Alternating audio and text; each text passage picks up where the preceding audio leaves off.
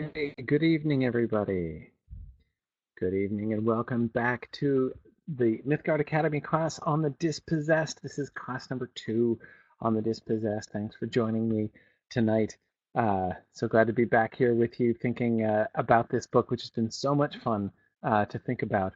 It's funny, I was sort of confessing earlier on this past weekend at Midmoot, actually, that although I find Le Guin, she is such a brilliant writer. I mean, it's just I'm just amazed at how smart her books are, how incredibly well written they are. Um, I was confessing that I rarely find her books fun. They're not books that I usually like go back to and reread for fun. I'm not saying nobody does, but that's just it's never been me. But boy, teaching them is sure fun. Going through these classes, even just planning and thinking about these classes has been really great. Um, so I'm looking forward to tonight's class and getting through most chapter 3 and chapter 4. I think we'll pretty much finish that up. Not much left to say, I'm sure, by the end. But first, announcements and reminders. Of course, we were on the cusp of last week, and now we are in the midst of our fundraising campaign. It is time to support Signum University and the Mythgard Institute and all of these programs that you love. Remember that everyone who donates to support the Signum University Annual Fund gets voting rights in the Mythgard Academy. So everybody who donates anything gets the right to be able to vote on which books we do next in the Mythgard Academy. And if you donate $100 or more, then you get to be on the Council of the Wise, and you get to make nominations for the book. That way, wanted to, of course, to clarify that it doesn't have to be $100 in a lump sum.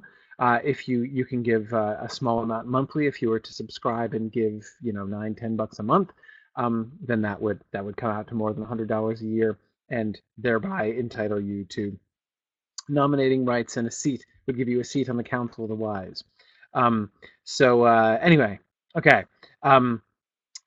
Yes, and for those of you who didn't make class last week, yep, this is a new setup. This is a whole new program we're experimenting with, or rather, I'm experimenting with it, and you guys are the guinea pigs.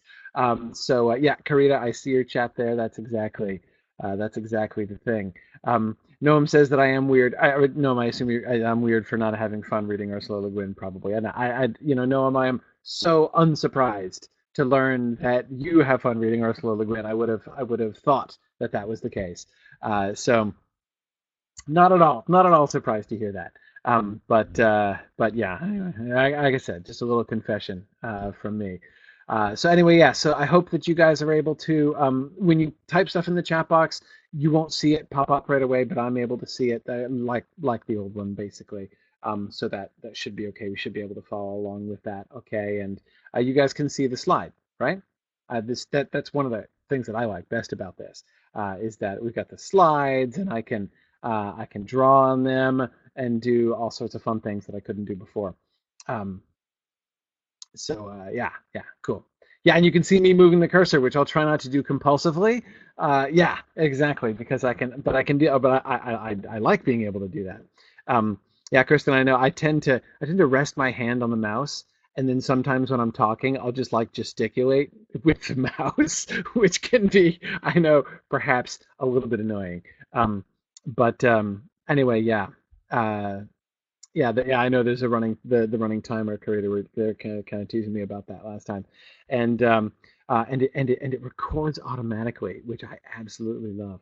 Um, yeah, and there is the live chat. If you go to the mythgard.org page, the dispossessed page in the Academy menu, there's a live chat there as before. So that's fine. Yeah, Yana says they've seen me talk live before, and they're amazed I managed to stay sitting. Funny story about that, Yana. I've learned to teach while sitting down. Mythgard has taught me, like Mythgard and Signum have taught me over the years. When I was just like teaching in a brick and mortar environment, I couldn't sit down and teach. I was so boring when I sat down. I had to stand every time I was in a classroom. I always had to stand up, and I so the very first time when I first started teaching, my first, like in the first semester, in fall of 2011, I was worried about it. I'm like, I can't sit in front of a computer. I'm going to be really dull and boring. So I actually stood. You can kind of see if you watch and those of you who have very long memories may recall, I was actually standing for the first couple classes because I thought like that's totally what I had to do. But then I was like, okay, this is really because it's actually harder to stand because I can't wander around. Like when I'm standing in a car, I wander around the room and up and down the aisles even sometimes and everything all over the place. And so when I was standing, it was harder because I'd like start wandering off, and I'm like, oh no, wait, I have to get back in front of the camera. So that would actually turn out to be harder. I've learned in time to just uh, sit and try not to be uh, uh, as uh, uh, as boring. Um, all right. Noam Curtis was pointing out that you can also, in addition to the chat room, another thing, of course, that you can do, and actually I've been meaning to mention this for a while. Another thing that you can do is that we encourage, if you want to live tweet from the class, that's always really fun. You can get some sort of Twitter discussions going on. You can mention us here at Mythguardian, as Curtis was pointing out. And then on the Mythgard Twitter feed we can retweet you and stuff. So that's always fun. Those of you who follow me on Twitter will have noticed my bombardment of posts from this past weekend as I was live tweeting all of Midmoot. I wasn't presenting, but I was enjoying all the presentations and I was sitting there and live tweeting them all. It was really fun. And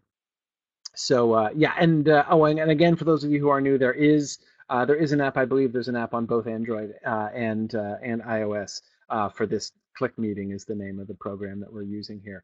The iOS app seems to work okay. The iPad version seems to me a little bit. I think it's designed for iPhone. I don't really know. iPad version doesn't seem to work well as far as I can tell, but the iPhone version works fine.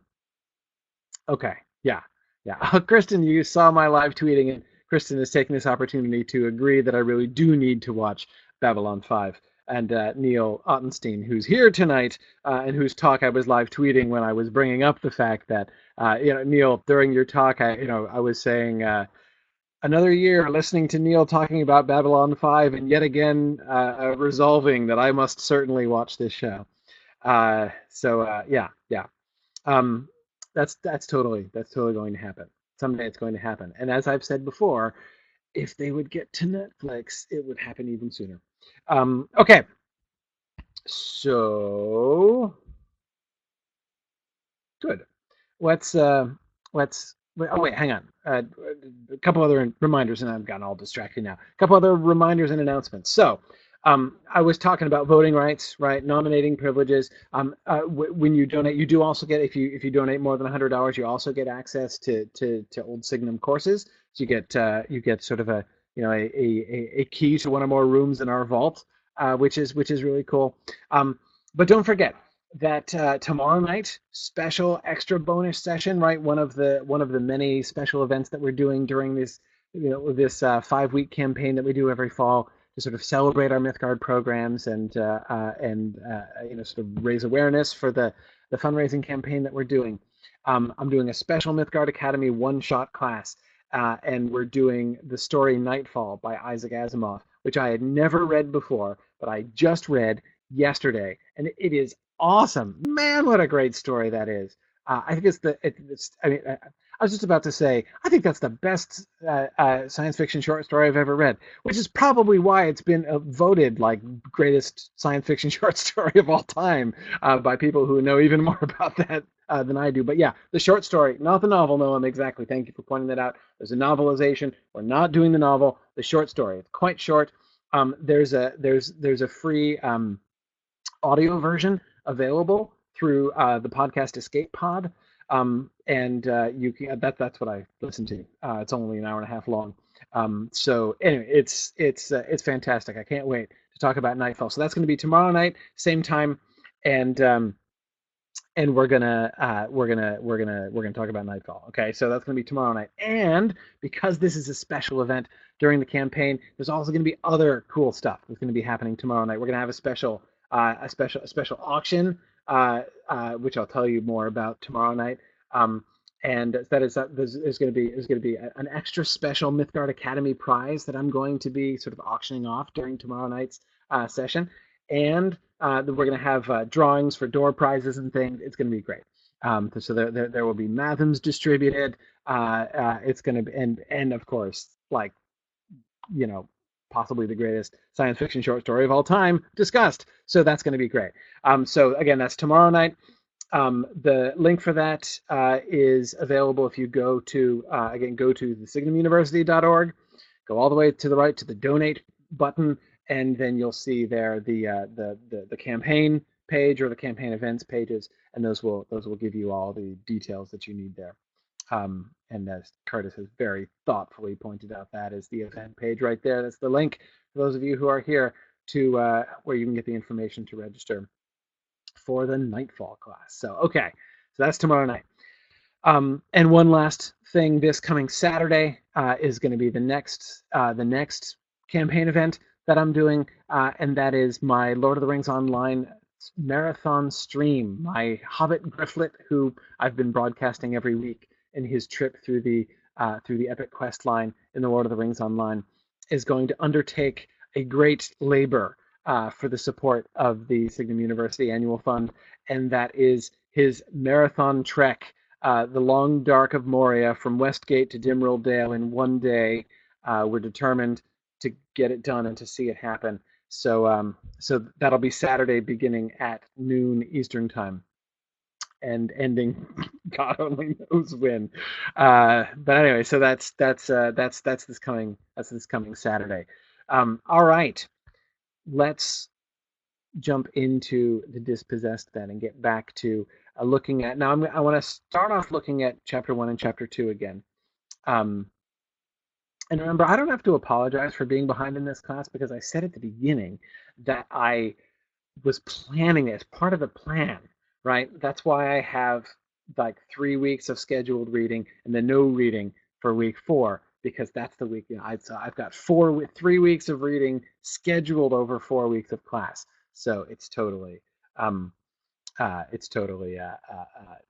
of the plan, just to clarify. Okay, so thinking about 1 and 2, what I want to start off by looking at is a little bit about how the chapters interlace. Okay, I talked about this some last time.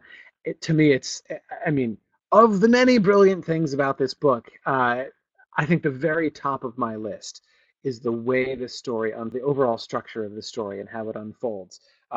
It was confusing at first. I was confused at first when I began reading it, and I'm sure many people have that kind of disorientation at the beginning of chapter 2, right? Kind of not knowing where we are and what's going on. But again, the relationship among the chapters is really, really interesting, and the way that folds into the entire themes and concepts of the book is just absolutely gorgeously done by Le Guin. It's just amazing. So I want to look at one simple illustration of how these chapters work together in ways that I thought were really, really cool. So let's jump in with a bit in chapter 2. And that is looking at the prison story. So you remember when teenage Shevek, right, with his friends Tyrion and Badap and the others, Kadagv, which I don't even really know if that's how it's supposed to be pronounced. A lot of the Anarres names are rather challenging. Notice, by the way, the sort of symmetry there, right? The Anarres names are very consonant heavy. Like you'll often get names like Kadagv, which just seems like it has too many consonants and not enough vowels. And of course, the Erasti names are all like way too many vowels and no consonant, like Oye, O-I-I-E, for instance. Oye, I think, is how that's supposed to be pronounced, but I honestly have the faintest idea how that's supposed to be pronounced because it has too many vowels and not enough consonants. So I love how Iotic and Pravik are also in that way kind of not quite mirror images of each other, but move in different directions. Anyway, so the prison moment. Remember why they did the whole prison thing, right? Why they did the whole prison experiment. And remember also the spirit in which they entered into it, right? They were studying history and they were reading about prison. This is them studying Urasti culture from the outside, right? Well, let me rephrase that. This is them learning about Urasti culture from Anarres schools. No, wait. This is them learning, receiving the quite limited number of stories about Urasti culture, all of which date to a couple hundred years ago, which they're given at schools, right? Um, anyway, okay, so they hear about this and they approach this in complete innocence, right? They can't comprehend the concept of prison, right? And I love their questions, things like, well, if they don't want to be there, why don't they just leave, right? The idea of compulsion, the idea of people forcing somebody to do something that they really don't want to do is uh, is so alien to them that they can't grasp it. So they decide to try it out in order just to kind of like understand what it was like. I mean, it's cool. They fight over who gets to be, and they don't actually fight, right? But they argue over who gets to be in the prison, right? Because it's cool. There's something novel, right, about it. And Kadagv is the guy who like sort of makes the most noise about it and is most willing to try. So they put him in. And remember, they leave him in for a long time. They leave him in overnight and the next day. And so in the afternoon of the next day, so this is here's the account of the end of the experiment. Again, as always, love to hear your observations from the passage. You go ahead and start typing those as I'm reading. Tyrion and Shevik sat up whispering together for a long time on Tyrion's bed. They decided that Kadagv had asked for it and would get 2 full nights in prison. Their group met in the afternoon at the lumber recycling workshop, and the foreman asked where Kadagv was. Shevik exchanged a glance with Tyrion. He felt clever. He felt a sense of power in not replying. Yet when Tyrion replied coolly that he must have joined another group for the day, Shevik was shocked by the lie. His sense of secret power suddenly made him uncomfortable. His legs itched, his ears felt hot. When the foreman spoke to him, he jumped with alarm, or fear, or some such feeling. A feeling he had never felt before. Something like embarrassment, but worse than that, inward and vile. He kept thinking about Kadagv as he plugged and sanded nail holes in 3-ply Holm boards and sanded the boards back to silky smoothness. Every time he looked into his mind, there was Kadagv in it. It was disgusting. So what do you notice?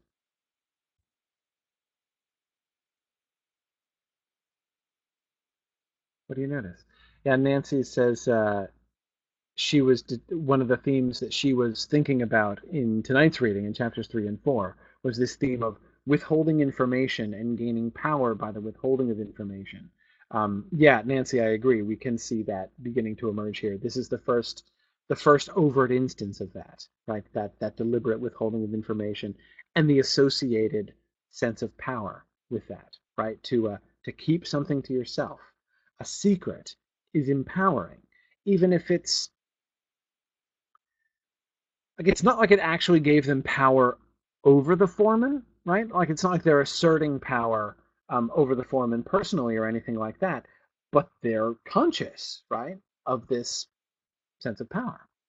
Um, Good. More. What else do you notice? Um, Jennifer Miner thinks it's interesting that he's doing manual labor and thinking about his power over Kadagv. Um, yeah, yeah, yeah. Um, it is. And it's interesting, I think, in a couple ways, Jennifer, right? I mean, it's um, first of all, there's something kind of appealingly metaphorical in the labor that he's doing, right? Not only he's driving in nails, right? But then he's smoothing them over so the board is just as smooth as it was before the nail got driven in, right? And I like and every detail of it. Again, she is so good. Every detail, Guin, I mean, every detail of the story. Even remember, for those of you who were here last week, remember our references to the one-eyed woman, right, in the nursery. Everything, every detail has a function. Everything is sort of all connected in together. So even that, right, that whole smoothing, the sanding down of the board and smoothing it over so you can't even tell that there's a nail there, really intriguingly reflects what's happening right there, right, as they're like smoothing over Kadag's absence. Yeah, no, I'm absolutely the lie is a kind of anti-sharing, and you're. I mean, by your use of the word sharing, Noam, I assume that you're referring back to the sharing, the speaking and listening circle, right? That Shevik gets booted out of earlier in chapter 2, and we talked about that last time. Um, and Noam, by the way, I have neglected to thank you for being with us. Here I am cheerfully, going back and forth with you and not acknowledging the fact that it's what, 4 in the morning over there. Um, uh, so thanks for. I know it's a very special effort for you to be joining us here today. So I'm glad you could make it, and Yana, of course, as well. Yana, I know you're here with us as well. Um, it's almost 5. There you are. Okay. Um, yeah, Noam's in Israel, so not exactly. I know this is not a very friendly time for that time zone. Anyway, okay, so uh, good. Yeah, as Kristen Thompson points out, it's not just the lie, but it's also the secret. Yeah, absolutely. Um, so yeah, good. Um, what's he feeling, and what is interesting about the fact that he's feeling it? A couple of you were talking a little bit about this. Guilt, right? Guilt was mentioned. Neil Oppenstein was mentioned. And Neil, do you pronounce the final syllable of your last name? Are you an een or an ein?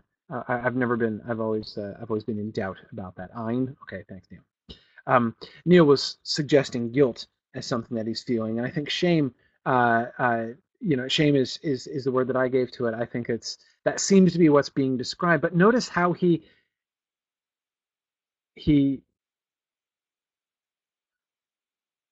the problem is he doesn't have a word for it, right? What I gather from this is that there is not a word in Pravik for shame, which is really interesting, actually, um, because he doesn't know how to describe this feeling that he's feeling, though from the description, it seems one that I'm fairly familiar with, right? Like embarrassment, but worse, inward and vile, right? Embarrassment is outward, right? You feel embarrassed when other people are looking at you, right? But this is an inward embarrassment. This is you are feeling embarrassed when you look at yourself, right? And not just embarrassed, but vile. That's Yeah, yeah. Good. Joyce Sturgill has a great way of explaining this. She says the nail hole has been filled and smoothed over, but the blemish is still there, right? The lie is smoothed over, but the shame is still there, right? Absolutely. Um, and there's kind of two things going on here. He's shocked by the lie, right? And it's the lie that seems to kind of wake him up. He and Tyrion are having a good time, right?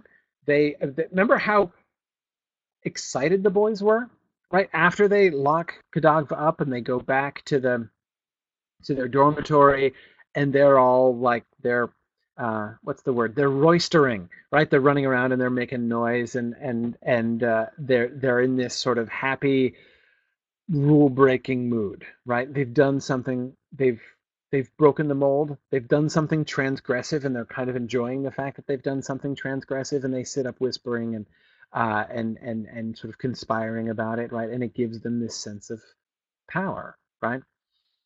But the lie seems to poke the balloon, right? Um, when Tyrion lies about it, it's like Shevek can no longer conceal from himself the fact that this is a shameful thing. It seems to be, it's not that it makes it worse or really changes the thing, but it makes it different, right? It really seems to kind of bring it out there. Um, Kristen Thompson asks, in a society where crime is not a thing, why would they have need for shame?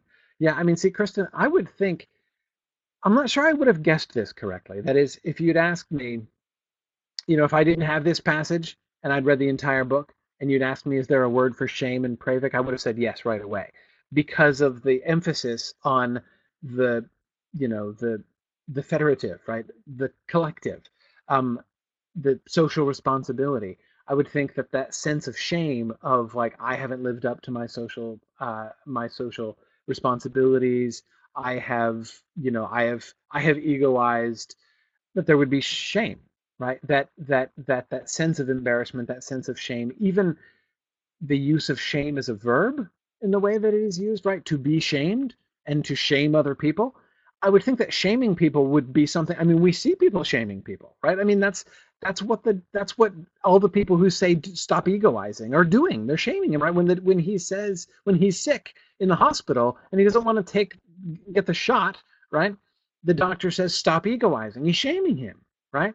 Um, he shames him into sitting still and letting him give him a shot, right? Um, and yet they don't have a word for it. As I said, to me, I find that surprising, um, and really interesting that they don't have that word. Um, yeah, yeah. Noam adds that he finds it interesting that the sense of secret power makes him uncomfortable rather than the power itself.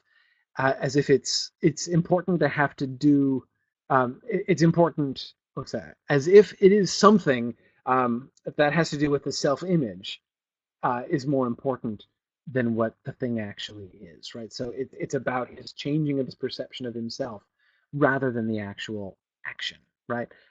And no, I agree with you. It's his reaction to Tyrion's lie. It doesn't change anything about what they're doing, but what it does is it changes his view of himself, right? It makes it clear he's shocked by the lie that Tyrion is told, right? Um, that's not how you behave. That's not how you maintain the Anarres social contract, right? That is clearly wrong. What they were doing with Cadag isn't wrong. Notice where this starts, that second sentence in that first short paragraph, right? How can they possibly justify keeping him in all night long, right? How can they possibly justify that? Because he asked for it, right? They're not exerting power over him. They're playing at exerting power over him, right? But they're not actually subjecting him. They're not actually, um, you know, adopting a real proprietarian attitude uh, towards him. He asked for it. He's complicit.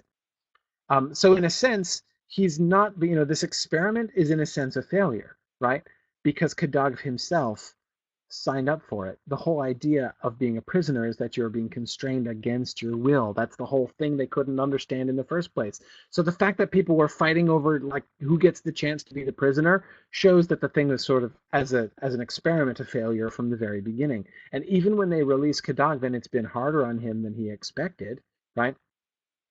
He's still kind of proud of it, right? He asks the one thing he asks is how long he was in there, and they tell him 36 hours, counting the first shorter time that he was in there, right? And he's just like, pretty long, right? He's they don't really talk about it, and they all seem ashamed of it after the fact. But even afterwards, Kadagv is complicit, right? He's still going along with it anyway. So it's so Noam, I agree that it's all about this sort of position that they find themselves in, how they are looking at themselves. It's not the action in a sense that he's really ashamed of. What he's ashamed of is what that action has led him to do, right? It's that as you say, Noam, it's that sense of power. Because its power isn't real. It's the sense of power that gets to him, right? Good. Yeah, Noam follows that up by saying they're not actually exerting power on Kadag, but they are on the foreman, right? By lying. They actually do exert that kind of power over him. James Stevens says the lie is constraining Shevik now. He looks in his mind and sees Kadag, so his mind is now the prison cell. Wonderful observation, James. Absolutely. Yeah, Kadag is locked in his mind, right? And again, it's not even Kadag anymore. I mean, it's all about Kadag. It's all he can see, right? But the point is not that he's injuring Kadagmor. Again, Kadagmor is, although suffering physically, still seems at the end rather pleased about it, and yet it's his mind that's being damaged, right? What is happening is his mind has turned into the prison. It's a wonderful way of thinking about it. Um, yeah, yeah, good. Um,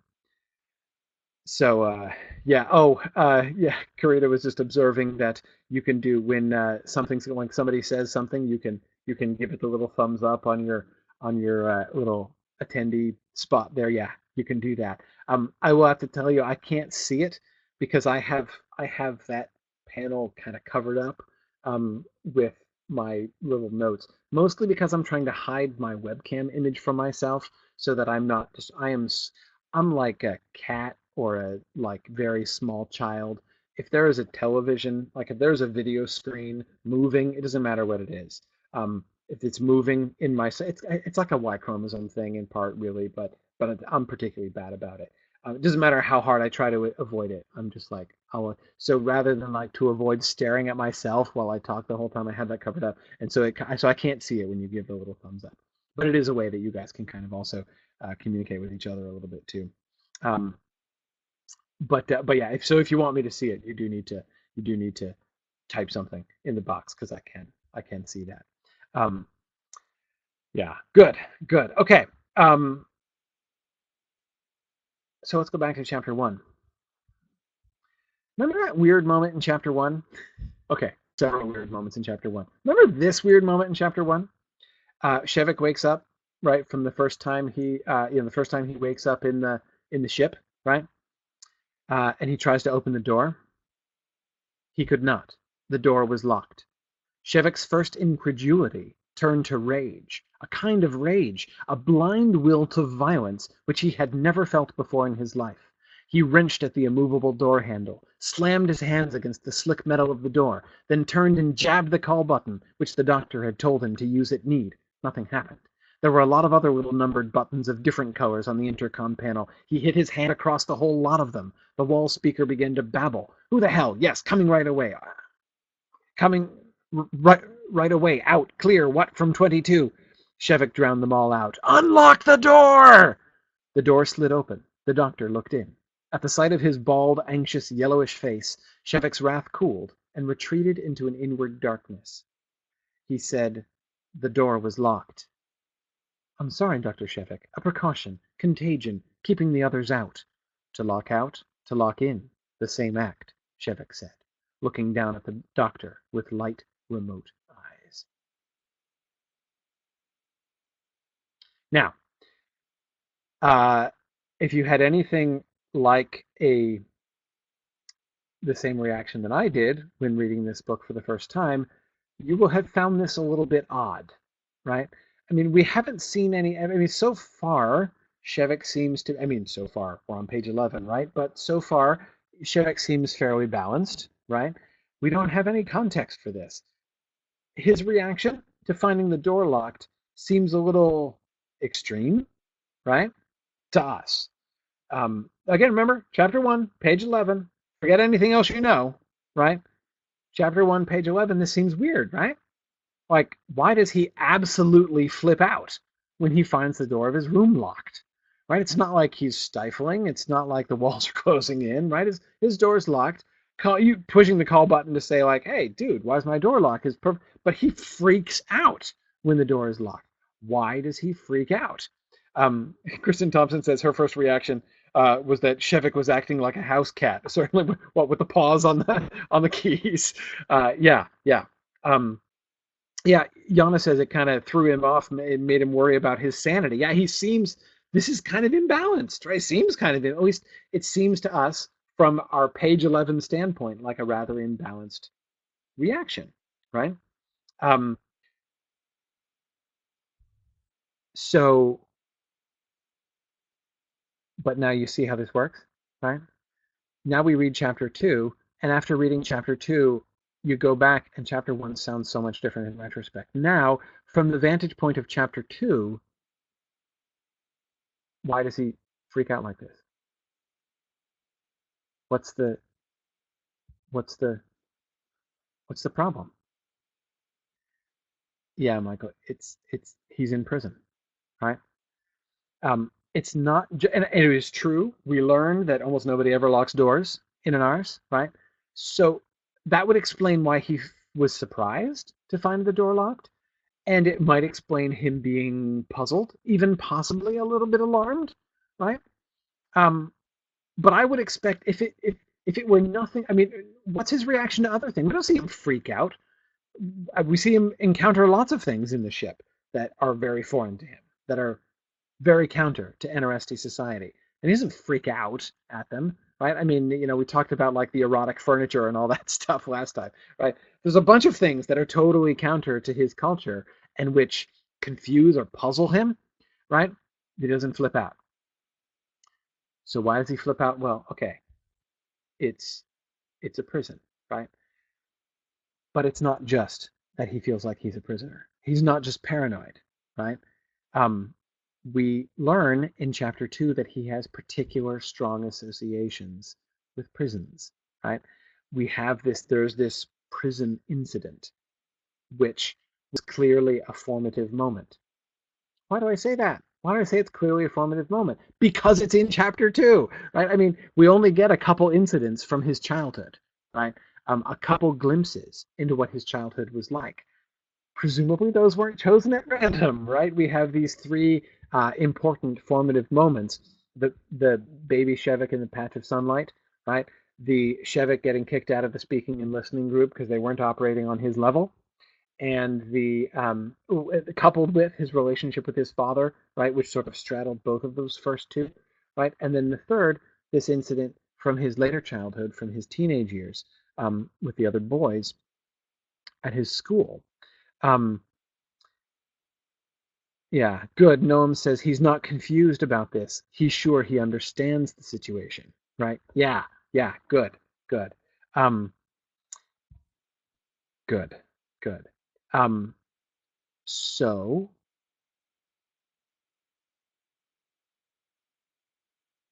more, more. What do you notice about this? How does this scene affect us in retrospect again after chapter 2? Go back to what we were just talking about, right? He's acting almost as if he had had a traumatic experience in which he had been imprisoned, right? I mean, Yana was speaking of it. Somebody else was also mentioning claustrophobia, right? It sounds like the reaction of a claustrophobe, right? Who's just panicking because they find themselves shut in. Um, if we happened to know that he had had an experience in his childhood where he was locked in the prison like Kadagv, right? Then that would seem to explain it perfectly. We would need no further explanation. Oh, we'd be like, oh yeah, poor guy, he's got an enclosed space thing, right? He has this trauma in his past about being locked in a prison. So when he thinks he's locked in a prison again, he flips out. Totally natural, right? Except it's not that simple. He wasn't the one locked in. He did have a traumatic experience with prisons though, right? So what was the nature of the trauma that he experienced with the prison, and how does it relate to this situation? Kristen says he's being kept apart, not included, which he's been shown by NRSD culture is shameful. Okay, we have seen that too. That idea of separation, right? Um, the doctor explains. Oh yeah, no, no, no, no. You weren't being imprisoned, right? What was he being done? What was happening to him? It wasn't prison. What was it?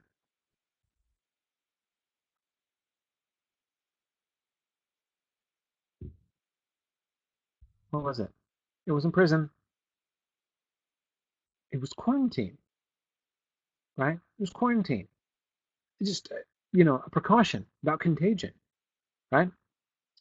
But Kristen, as you were saying, he's being forcibly separated. He's being locked away, right?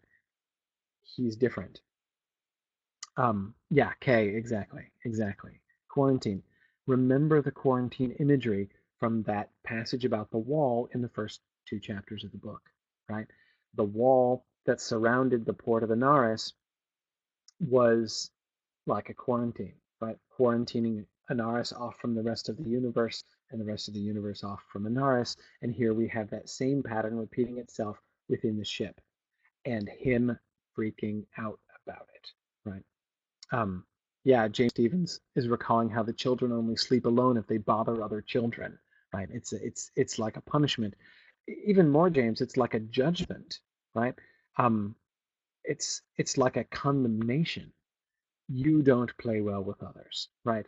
You are not, like when he gets kicked out of the group, you are not operating on this level. You don't belong here. You are not a part of the collective, so you have to go, right? You have to be alone. Um, you have to be quarantined. Um, yeah, Kay says that his reaction to the wall speaker is kind of like hers when her kid wakes her up in the middle of the night. Um, yeah, I think we've all been there. It's also like me and my iPhone in the mornings. Stop with the noise. Anyway, yeah, different but similar. Um, good, good. Now back to the shame though. Again, remember the thing that that I find so fascinating about this. Again, it would be the parallel would be really neat, especially the way the way that this scene sits between the two scenes, right? I mean the first wall image, right, and how this repeats that imagery, but then also connects forward to the prison scene, right? It would be perfect if he had been the one imprisoned, right? It would be simple, it'd be neat, right? So you have him locked away in this prison as this experiment, right? When he was a kid, and you have him locked away in quarantine on the ship, right, which just took off from the port of Anarres, which is bounded in quarantine, right? I mean, it would be perfect, it would be lovely, but that's not what happened, right? That's not, in fact, how it works. How it worked is he was the one who did the shutting in, and that's what was traumatic, right? The trauma was the shame that he experienced. That's why, remember, Tyrion is fine going on with the experiment, but he takes one look at Shevik's face and can see Shevik is done, right? And Tyrion knows there's nothing he can say that's going to talk Shevik out of it. So Shevik is drawing the line, right? The prison experiment is done. He has so well, and yeah, Joyce, you're right. Uh, Le Guin is never that neat and simple. Absolutely. Um, good. Now, James, excellent, excellent. James Stevens, you're on a roll tonight, James. James points to the line, which I agree with him, is really the pivotal line, the line that helps to illuminate this whole relationship. That last line, to lock out, to lock in, the same act, Shevik said. Right. No, he didn't have the experience of being locked in a prison before. The problem is not merely one of a claustrophobia that stems from that traumatic experience of being shut in. The fact, oh, good, Noam was just typing exactly the same thing. Um, uh, yeah, for Shevik, it's the same thing, right? His experience being the prisoner, right? Um, was the scarring experience. And he says to lock in, to lock out is the same act. Um, so you think about it. So what does that? So that it's not as simple as to exert that kind of power over someone else is wrong and horrible and shameful, right? That is the prisoner, the the the guard locking up the prisoner, right? I almost said the prisoner and the prisonee, but that's not what I meant at all. Anyway, or rather, English doesn't work that way. Um, so yeah. So that's, but it's not just that, right? What is wrong? The traumatic experience was the experience of separation, right? It was being the locker in, because in locking uh, uh, uh, uh, Kadagv in, he was locking everybody else out, right? It was creating that rift, that separation in the community. That was the wrong thing. And that was the wrong thing that led to his shame. And that was the scarring experience. Being cut off, cutting yourself off, cutting someone else off. Um, there's a continuity there in Shevik's mind. And on every side of that, no matter which side of the door you're on, you have the same shame, right? He is not okay with this. So why does he freak out? Why is his reaction to this so inappropriate? I mean, that is compared to the apparent provocation. I think this seems to kind of hit a button for him. It's not just about chapter two. It's not just about the scarring childhood experience. It also connects to what, remember, he just crossed back to that paragraph one image, right?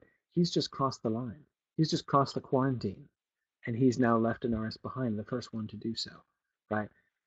He's shut the door on himself by crossing that wall.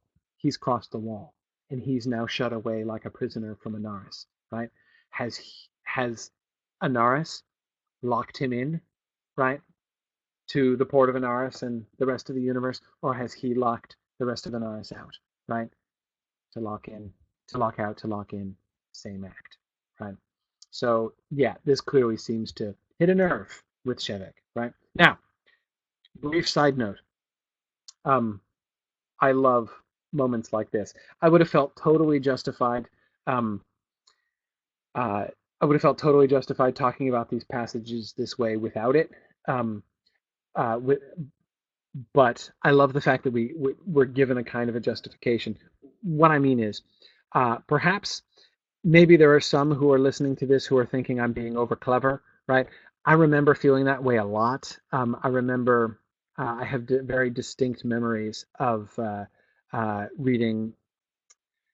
The most distinct one was reading Lord of the Flies in 10th grade English, which was before I had, it was 11th grade English that changed my life and, turned me into a close reader, and the rest was history. But 10th grade English, I was still very resistant because I had the sense that it was all BS, that like the things that English teachers saying where they were just making up. Um, and in my defense, I think I was right about a fair bit of it.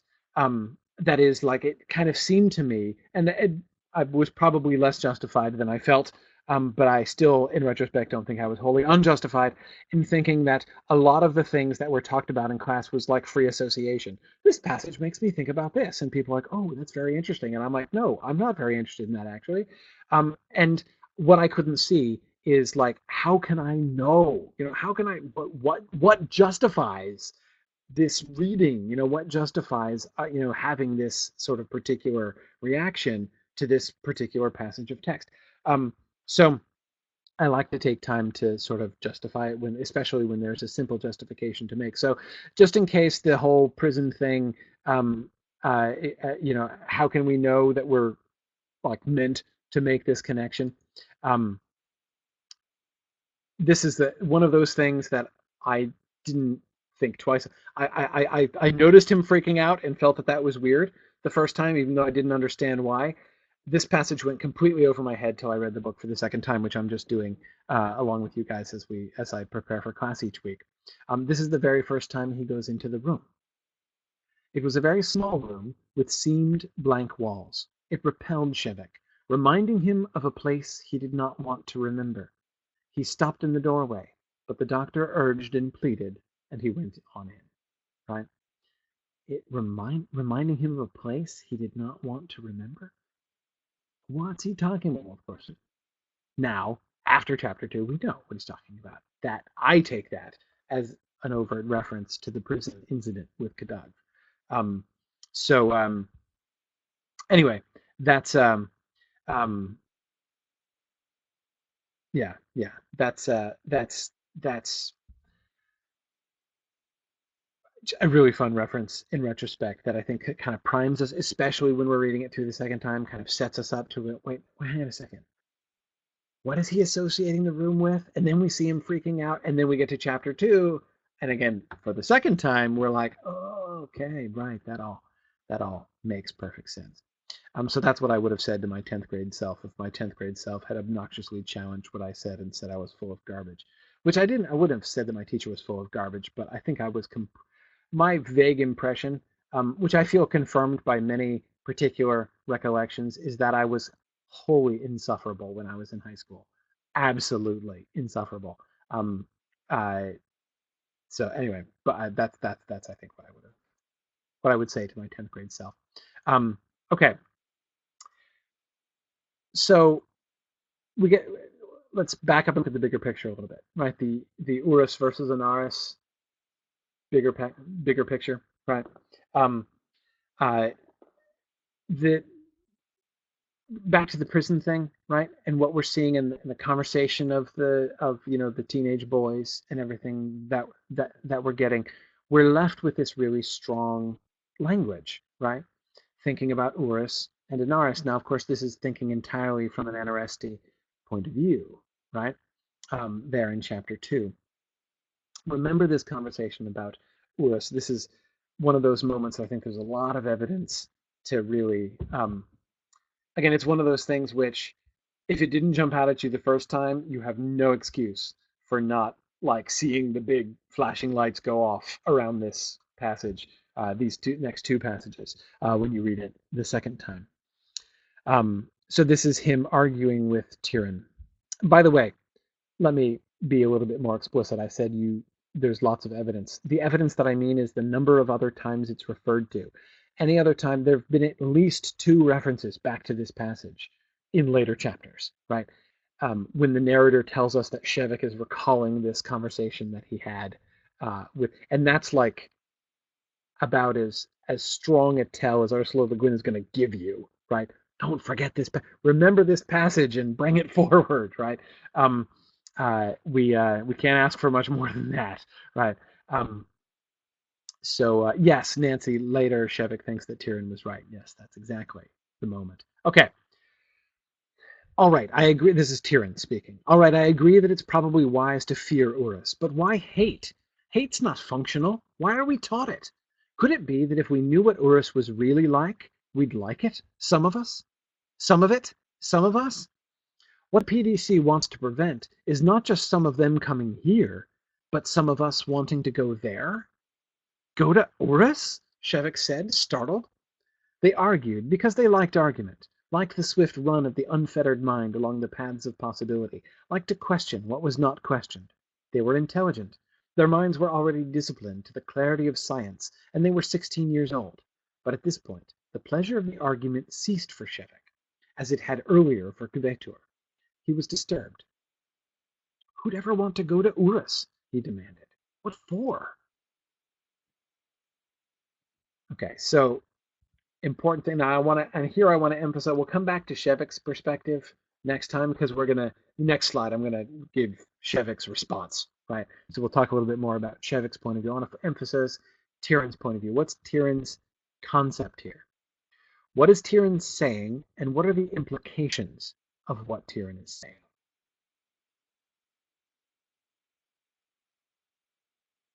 Yeah, exactly, Neil. You might, why hate? Because like if you hate, it might lead you to like throw rocks at people, right? I mean, that could be a thing that could happen.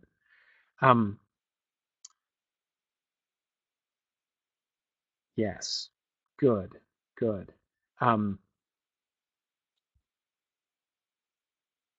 Tyrion is questioning the standard Anarresti line about Urus, right? All those videos that they see about Urus, all the things that they read about in the textbooks about what about Urasti society is like, right? And he questions it. How old are these things, right? Is this even accurate? Is it even if it used to be accurate? Is it still accurate now? Tyrion raises the question: is the PDC engaging in propaganda? Right? Are they trying to manipulate us into feeling a particular way about Urus?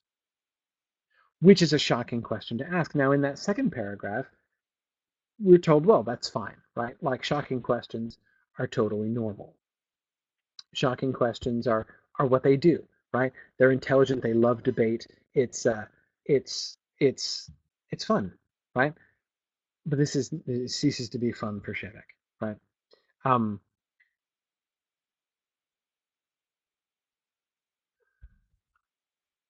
the implications, though, are pretty huge, really huge. It's not just about Urus, right? I mean, the mere conclusion, maybe Urus isn't as bad as we think. That would be a shocking change of mind, right? Um, but that's not the shocking thing, right? The shocking thing is maybe the PDC is manipulating us. Maybe they're lying to us. Remember the effect of that one little lie to the foreman, right? That exertion of power. As James Stevens says, if it were true, the PDC would be holding back information to get power over the people.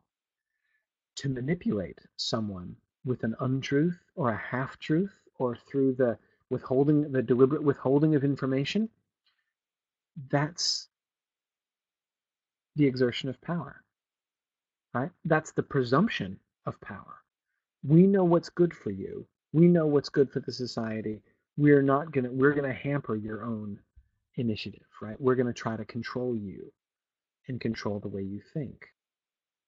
That's that's a that's a that's a prison guard mentality, and none of them like to think that that could even be possible from the PDC. Um, yeah, yeah. Um, let's look at Shevik's response. And yet, Nancy, you're right. I mean, you're very right to emphasize. Nancy says it's just, that whole concept has disturbing implications, because the PDC is not supposed to have that kind of power. It's not just that it's wrong. It's not just that it would be wrong if somebody were doing this. It's that that's not even supposed to be on the table, right? Like the idea that um,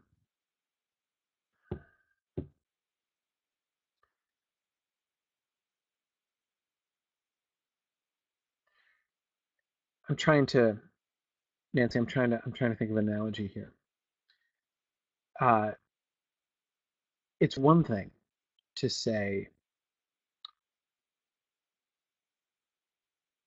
the police are armed, but they're not supposed to use their weapons against the innocent, right?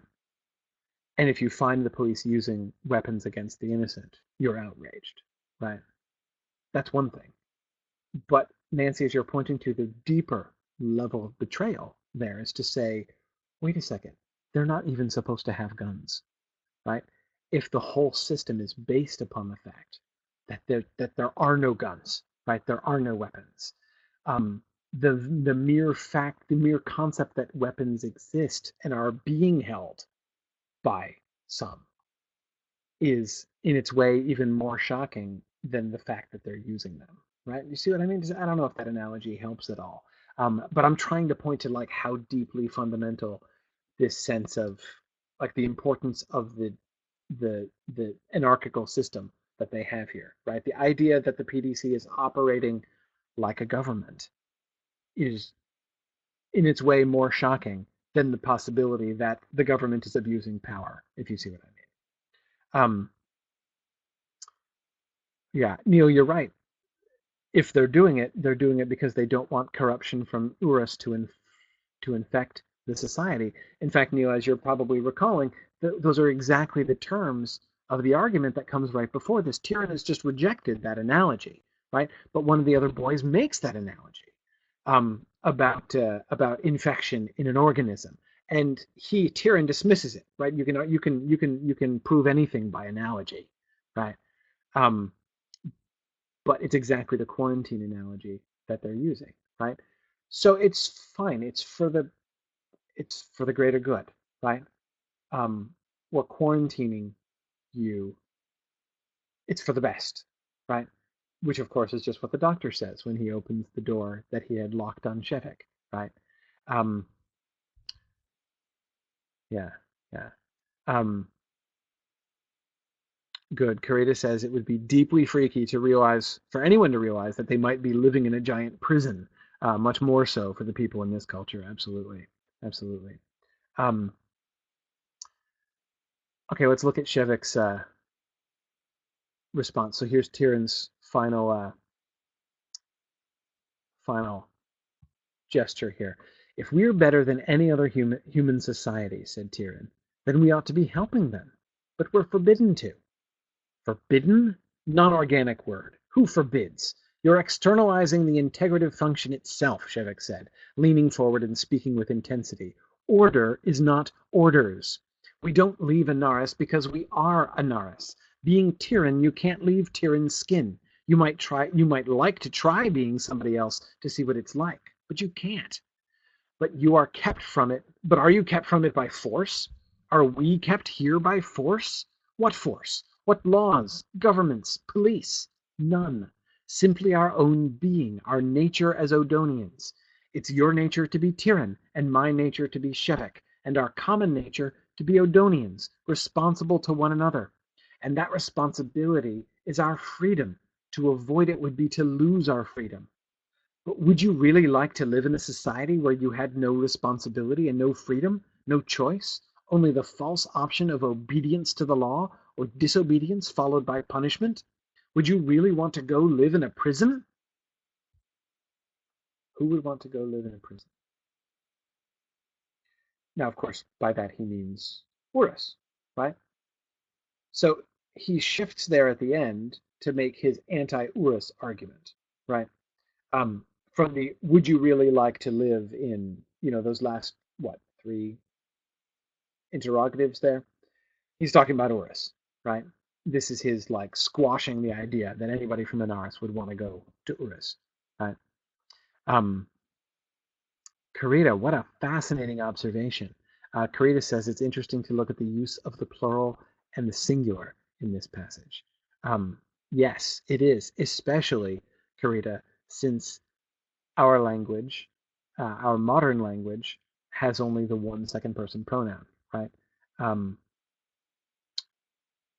yeah, yeah. Yeah, Karita says, we ought to be helping versus would you like to go live? And Karita, I would add the question of, is the you ever plural, right? Yeah, Yana, I am speaking for myself. I know, I know. But in modern English, we only have the one, at least in many parts of the country. This, by the way, is why I am fully in support of dialectical. I remember when I was a kid, when I was in elementary school, I lived in this tiny little town in the absolute middle of nowhere in southern rural West Virginia. And I remember our teacher at school trying desperately to train her young pupils not to say ain't or y'all. And we like got a reward if we could like refrain from saying y'all or ain't during class, and we almost never received that reward. Um, but um, but as an adult, I fully approve of y'all. Y'all's very useful. Um, it's yeah, Karita. I not only do I refuse to let it go, I've added it because I'm from New England, and although we have several useful, or at least I consider myself from New England. I've lived here. I moved here when I was 10, and now I'm back again. Um, we don't have any fun regional plural second person pronoun like they do in other parts of the country, like y'all or yous or yins. Um, so like I'm not from the South, and I'm not from Pittsburgh, but anyway, it's fantastically useful. Um, anyhow, so so yeah, Karita, I agree with you. The singular and plural, and I think that's important, right? His sort of slipping back and forth between them, I think, is important because that's the issue here, right? It's the issue about the relationship between the singular and the plural, between the individual and the society, right? That's entirely what he's arguing. He is insisting, just insisting that there is no compulsion, right? We don't like nobody. You can't say we're forbidden to. Who forbids? You're externalizing the integrative function itself, right? The integrative function, our own desire as Odonians to integrate and to work together, right? There is nobody to forbid. There's no government. There's no police, right? We don't receive orders. We do have order. We agree upon and establish order. We have responsibility to each other, and that responsibility is our freedom, right?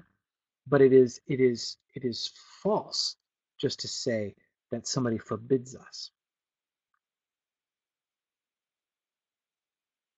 And he's shouting Tyrion down in doing this, right? He is insisting. No, I mean, remember what Tyrion was challenging was exactly this thing. He doesn't contradict Tyrion's actual argument, or rather, he doesn't contradict the implications of Tyrion's argument, right? If Tyrion's statement is true, and there's some evidence for his statement about the PDC and the sort of conspiracy on the part of the PDC, then he's right. I mean, exactly the most disturbing element of Tyrion's comment is that there is somebody who forbids. There's not supposed to be, but there really is. And if that's true, then all of Shevik's impassioned response falls to the ground, right? Because it's based on a kind of blind faith in the Odonian system, right? No, we all act this way. We all believe, we, Karita, right? We, the plural of us, right, are all in this together. And by golly, that's how it works. And his opposition to the implication that there is some external force operating upon us to prevent us, his argument against that is a mere operation of force, and he just shouts Tyrion down, right? And Tyrion even objects, right? He says, like, you just lump arguments on like bricks, right? Not caring, you just dump a load of bricks on somebody, not caring who gets hurt. He himself is not entering into an integrative relationship of mutual responsibility with Tyrion here. He's beating him down, verbally beating him down, right?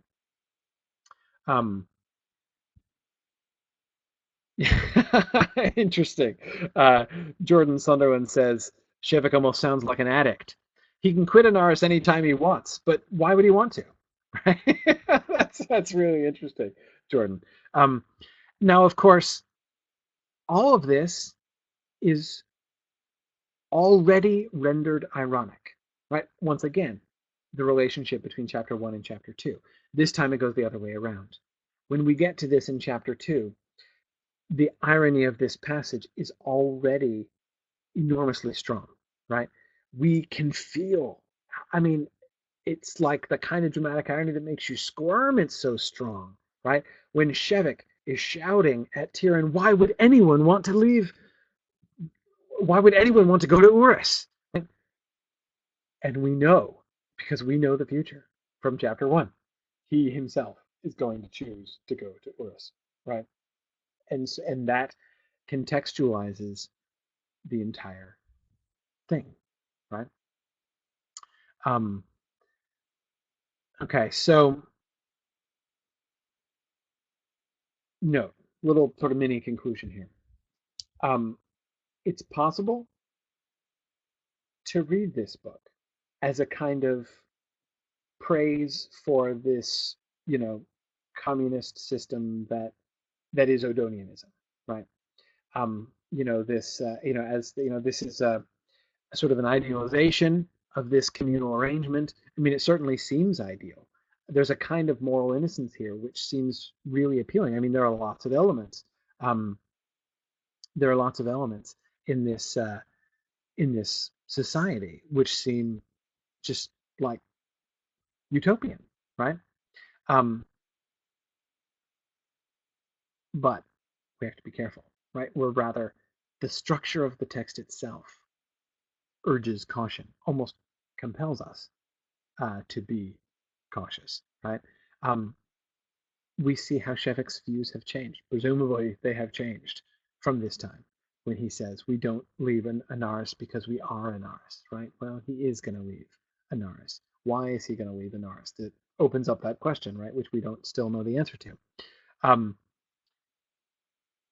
But there's a gap here, right? We already see this glimpse. This at least we're invited to ask the question: how wide is the gap between the ideals of Anarres and the reality of Anarres, right? Yeah, yeah. Noam says it's possible to read this book both as praising communism and as condemning it. He says he's done both. Noam, I agree. I agree. I think that anybody who gets from this book merely a praise of communism is missing half the story, I think. We'll come to that a little bit later on. Let's go to Urus. Let's see. So when we get to Urus, what does he notice, right? So following up, and here we transition right from this pretty close to right from this conversation to his time in Urus, right? So we get an immediate answer to this question. They don't want us to know what Urus is really like. Well, what is Urus really like? Well, let's see. Looking out the window of his room, what does he see? The windows looked right over a grove of trees, a white building with a graceful square tower. Beyond this building, the land fell away to a broad valley. All of it was farmed, for the innumerable patches of green that colored it were rectangular. Even where the green faded into the blue distance, the dark lines of lanes, hedgerows, or trees could still be made out, a network as fine as the nervous system of a living body. At last hills rose up bordering the valley, blue fold behind blue fold, soft and dark under the even pale gray of the sky. It was the most beautiful view Shevek had ever seen. The tenderness and vitality of the colors, the mixture of rectilinear human design and powerful, proliferate natural contours, the variety and harmony of the elements gave an impression of complex wholeness such as he had never seen, except perhaps foreshadowed on a small scale in certain serene and thoughtful human faces. Compared to this, every scene Anarres could offer, even the plain of Abinai, the gorges of Netharas, was meager, barren, arid, and inchoate. The deserts of Southwest had a vast beauty, but it was hostile and timeless. Even where men farmed Anarres most closely, their landscape was like a crude sketch in yellow chalk, compared with this fulfilled magnificence of life, rich in the sense of history and of seasons to come, inexhaustible. This is what a world is supposed to look like, Shevek thought. So what do you notice? What do you notice?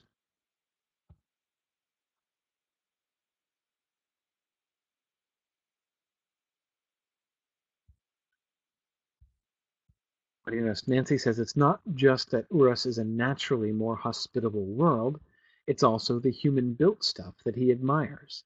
The tower, which you'd never see on Anarres. Yes, good, exactly. There are no multi-story buildings in Anarres, which is partly functional, right? Because it's unstable, there are earthquakes a lot, and also because there aren't so many people that they need skyscrapers, right? Nowhere are human beings so densely populated that they need skyscrapers, right? Um, but Nancy, you make a wonderful point, right? We, it would not be particularly wonderful, right, to find Shevik admiring the lushness of the landscape itself. I mean, that coming from an arid planet, um, and seeing the incredible richness of the organic life there on Urus would, of course, that's going to be very striking, and of course he's going to find that beautiful and amazing. But as Nancy points out, it's not just that. It's the human-built stuff that he also admires, and not just the human-built stuff. It's the integration of the two, right? It's the way that they come together. What's the phrase that she uses here? The tenderness and vitality of the colors, the mixture of rectilinear human design and powerful proliferate natural contours, the variety and harmony of the elements, right? It's all of them together. That is Urus, right? The richness and lushness of the land, the activity of the people, right? The variety and harmony of these two things, right? The human element, the natural element, and how they come together, right? And Karita, I agree with you. I also find very striking the image, um, the metaphor that she ends with, right? Foreshadowing this, the only thing that he's seen like it is an expression he's seen in some, what is it, serene and thoughtful human faces, right? Um, yeah, yeah. Um,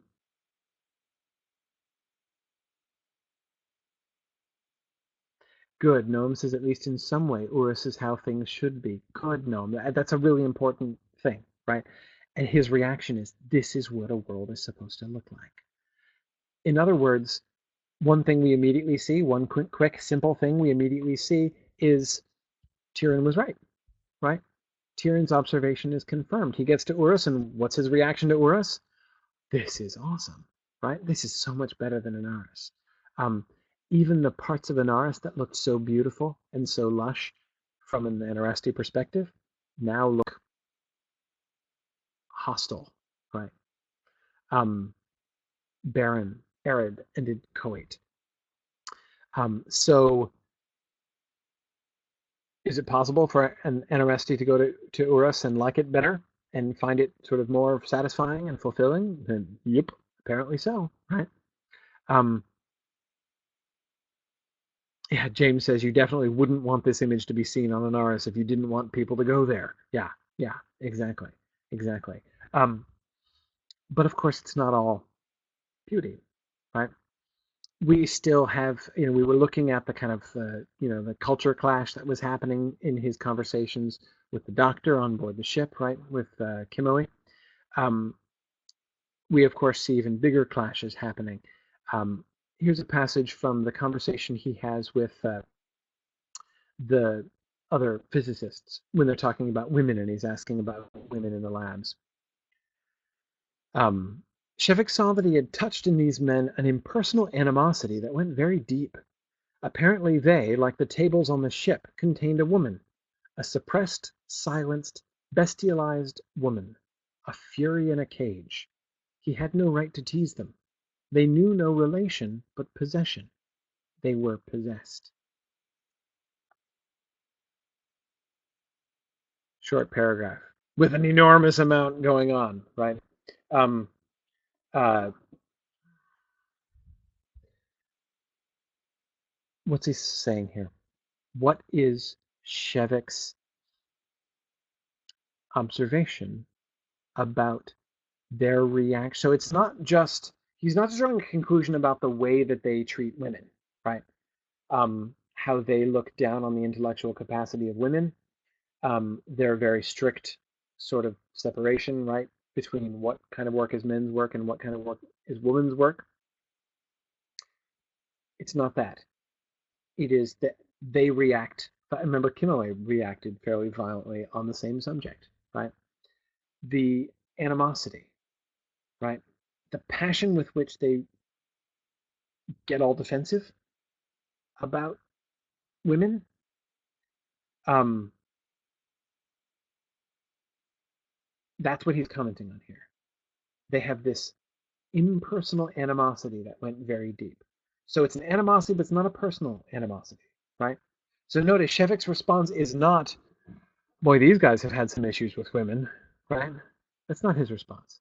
He doesn't assume that, they've, some woman must have done something terrible to them to make them hate women so much, right? That's not Shevik's conclusion. His conclusion is that their animosity is impersonal.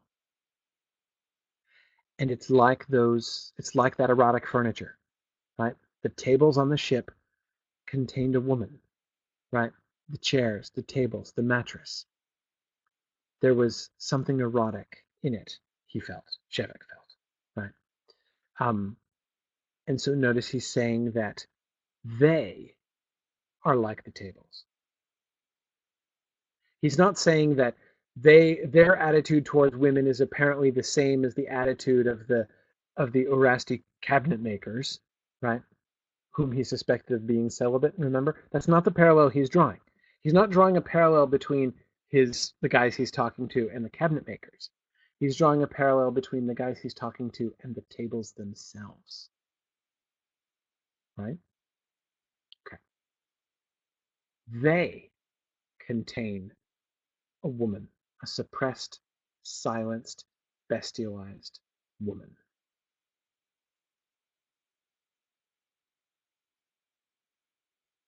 Right? Um,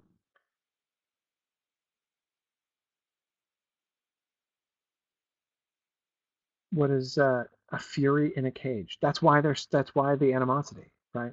That's what's coming out of them. This woman that they're repressing, they are repressing the woman in themselves, is how he reads this, right? They knew he had no right to tease them, right? He doesn't think ill of them for this. He doesn't blame them for this. He doesn't give them a hard time for this.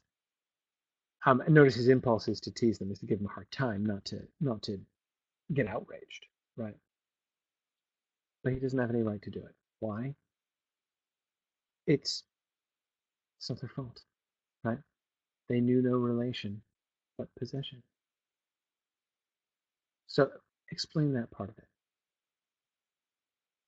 If we accept Shevik's observation that there's a suppressed, silenced, bestialized woman pent up in them themselves, just as the tables made by the presumably celibate cabinet makers, again from Shevik's perspective, have also a woman in them, right? Sort of contained in them, pent up in them, right? Um, so they themselves have a woman inside. They knew no relation but possession. Connect those dots for me. How did he get from one end of this paragraph to the other end of this paragraph, right?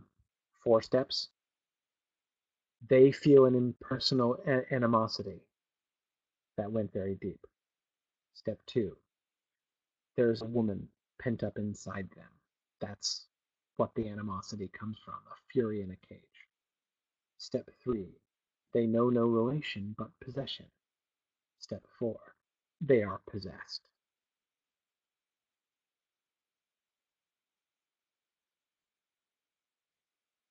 Noam asks a great question. Fury is in the emotion or the Greek mythological character? Both, I would think. I mean, it's not like capital F Fury. It's not making an actual allusion to a particular Fury or something, but it is using um, Fury is not abstract, I think. A Fury in a cage is a concrete image, right? So I think that does evoke the idea of the Greek myths. That is, like, it's a Fury, a person who is a Fury, right? This woman, the suppressed, silenced, bestialized woman, is a Fury in a cage, right? And so, especially since the Furies, the Greek Furies were female, I do think that um, uh, that's the kind of thing that she's talking about there. Absolutely. Um, okay.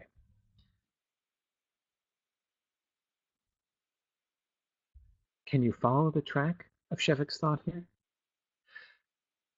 It's worth doing, right? Clearly, because Yana, as you were pointing out, we're certainly the warning lights should go off when we get to something which is so close to the title of the book, right? We're talking about possession here in a book called The Dispossessed, so this seems probably important, right? Um, uh, Good. Yeah, Nancy, I think you're almost there too. Okay, here's what Nancy Fosberg says. If they can only relate to women through possession, right? If they view women solely as objects to be possessed and controlled themselves, right, by men, then they can't acknowledge women as people, as equals. Which means, so I don't want to say the feminine in themselves, but the part of themselves with which they could greet women as brothers is suppressed. And while it is suppressed, they can't be free. Yeah, I think you're almost there too, Nancy. That's really good. I think that's really really close. I don't think it doesn't get absolutely everything, but that's really close. I think that's a really good way to think about this whole suppressed woman within, right? Um, Part of the um, remember Shevik's laughter in response to the words of the doctor who said, "You treat men and women the same on Anarres, right?" And he's like, "No, no, we don't actually treat men and women the same, right? That would be a waste of good equipment." Um, it's not that differences aren't acknowledged, right? Um, but it is, Nancy, very. It's all about if you don't focus on possession, right? If nobody possesses themselves or each other, right, then you can meet each other, right? You can engage in a relationship with a woman. That which can relate to her can come out in you, right? And that like you can achieve this sort of unity, this kind of brotherhood, um, this kind of siblinghood, to try to use a gender neutral word, right? Um, which is not available to you if you define them as subhuman, or at least submasculine, right? Um, the result of thinking of things only in terms of possession is that you yourself are possessed. It's the only, you cannot have brotherhood, right? You can't, it's not available to you if you see things this way. So possession is the opposite of brotherhood, right? Of togetherness, of the kind of integration that they have in Anarres, um, that kind of possession, that kind of power, that even just the idea of it, even the assertion of it, the concept of it.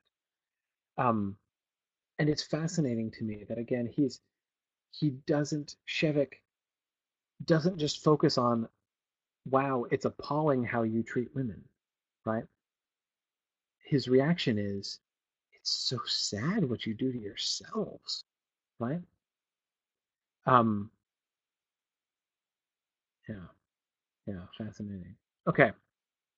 Um, note note the assumptions that are being made on both sides. I found these passages really, really cool, right?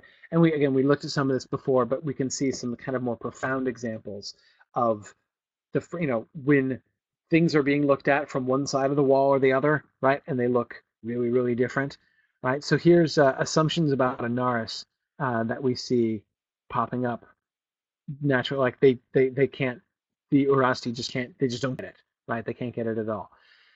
We know that nominally there's no government on Anarres. However, obviously there's an administration, and we gather that the group that sent you, your syndicate, is a kind of faction, perhaps a revolutionary faction.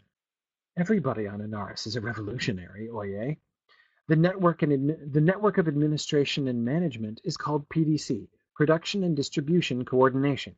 They're a coordinating system for all syndicates, federatives, and individuals who do productive work.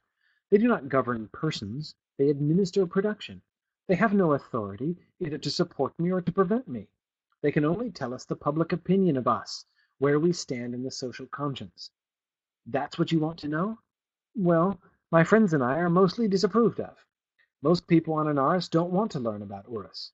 They fear it and want nothing to do with the proprietarians. I'm sorry if I'm rude. I love the fact that he lets out the P word, which is like the deadliest insult on Anarres, and he's afraid they're going to find him rude for saying it, but of course it doesn't mean a thing to them. It is the same here with some people, is it not? The contempt, the fear, the tribalism. Well, so I came to begin to change that. Entirely on your own initiative, said Oye. It is the only initiative I acknowledge, Shevik said, smiling, in dead earnest. Here's one fun moment, right, where we have him explaining how things work on Anarres. Now, note the difference between this and his assertions in his argument with Tyrion, right, in the previous chapter, or, a couple decades ago, depending on your point of view, right? Um, there he was asserting we have the Odonian theory, and that's how things are, right? Here he admits the potential of a gap, right? Um, it's true that most people on Anarres don't approve of my friends and I, right? We're not all this one unity, right? Um, it's not a utopia. He acknowledges that now in a different way than he would have before, and yet he still is defending the PDC. There's no inkling here in his description of the kind of ulterior motives that Tyrion was suggesting about the PDC, right? Um,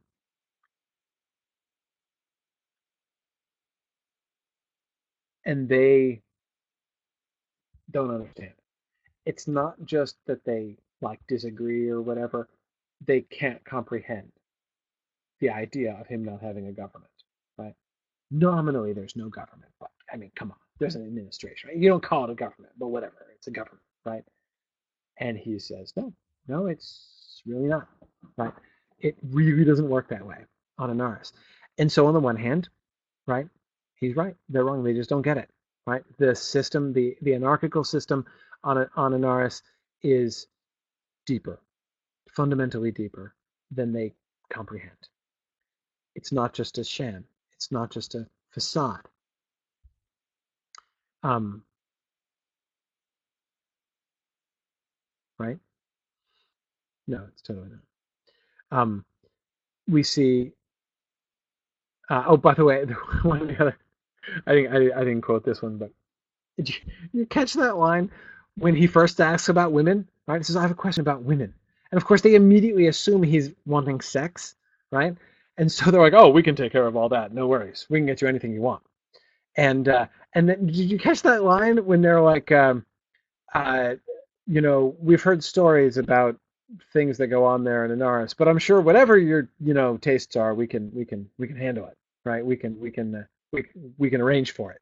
Um, and he has the faintest idea what they're talking about, right? But notice the way in which this sort of sexual situation in Anarres, the vague understanding, like the rumors that they have heard on Urus about this sort of openness of sexuality on Anarres, has led them to assume like these literally unspoken sexual perversions, right? Who knows? Like I have no idea what's in Oye and I don't know how to pronounce Pae. I don't know if that's Paye or Pay. Anyway, I'm gonna go with Pay. Um, what Oye anyway what they're saying, like they I don't know what is actually in their mind. Like I think like exactly, Kirita, whatever kinky stuff you guys get up to on the moon, right? We'll do our best because we're professionals. Yeah, that does seem to be their attitude, Kirita. We'll do our best to accommodate whatever you guys do, right? Um, and of course, it's nothing like so strange as the way that they seem to think of it. But again, it's another one of those moments where we can kind of see uh, we get this insight into the assumptions that they make about Anarres. Um, and we might suspect that it might be kind of like the situation that Tyrion was describing, except in reverse, right? Oh yeah, those Anarresti up on the moon, you would never want to live in the moon. Like they're freaks up there, right? Yeah, yeah. Anyway, um, more assumptions about about Urus. But all the people he met, and all the people he saw in the smallest country village, were well dressed, well fed, and, contrary to his expectations, industrious. They did not stand about sullenly waiting to be ordered to do things. Just like Anarresti, they were simply busy getting things done. It puzzled him. He had assumed that if you removed a human being's natural incentive to work, his initiative, his spontaneous creative energy, and replaced it with external motivation and coercion, he would become a lazy and careless worker. But no careless workers kept those lovely farmlands, or made the superb cars and comfortable trains. The lure and compulsion of profit was evidently a much more effective replacement of the natural initiative than he had been led to believe.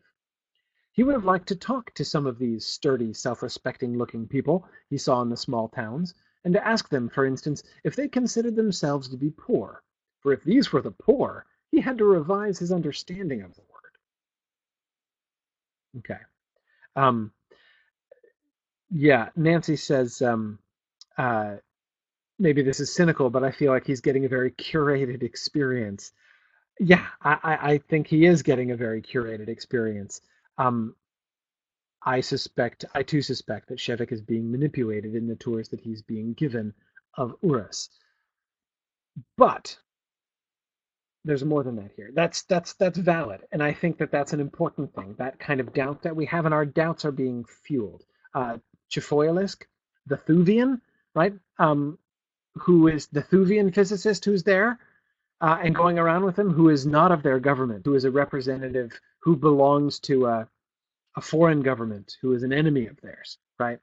Um, he's the one who delights in pointing out uncomfortable things. and seems to be constantly giving Shevek these signals, right, about the government. So yeah, Nancy, we have lots of reasons to suspect that Shevek is being manipulated here.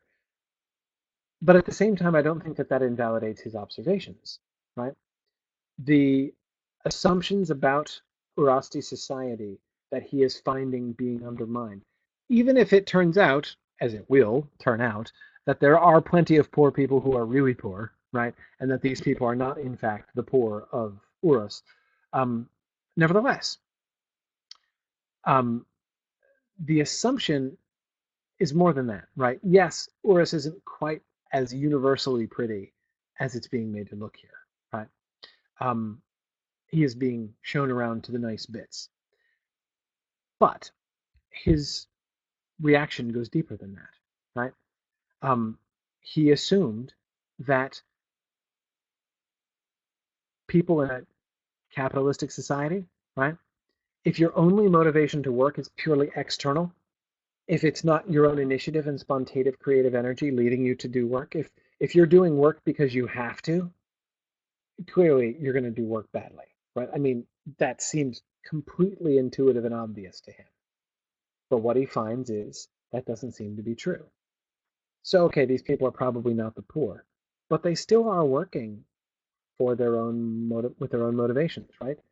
The lure and compulsion of profit was a much more effective replacement of natural initiative than he thought, right?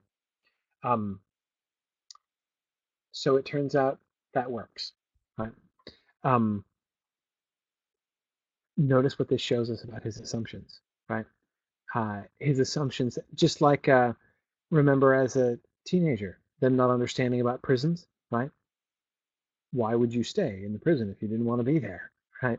They fundamentally don't get how the society could work. We can see him not getting how self-interest works, right? Um, it's on the basis of self-interest. It's not a purely external force. It's not just the fact that they're, he imagined them standing around sullenly waiting to be ordered to do things, right? That was his image of Erasti society. But no, they're not waiting for somebody to order them to do things. They're motivated, personally motivated to do them for profit, right? And maybe for other reasons too, self-preservation in other ways. But they're personally motivated, right? Um, in other words, one of the things that we see here is maybe there's not such a huge gap between their societies as he had thought. This leads us to the question, so why is Shevek there? Why did he go to Urus? Um, why does he go? What's he doing? He's there on his own initiative? Okay. What's his motivation? Initiative? Spontaneous creative energy? Does he have something to gain from going to Urus? Why is he doing it? Notice that connection with the word initiative, right? Initiative, his own initiative is the reason he said he came, right? He doesn't acknowledge any other initiative than his own, right? Is that why? Is that the whole reason why? Um, why are they having him? Why are they hosting him? Lavishly hosting him at great expense, right? Why is he their guest? Out of respect, right? Because he's a galactically known physicist, right? Um, so respect for him, that's their motive? That's why they're having him?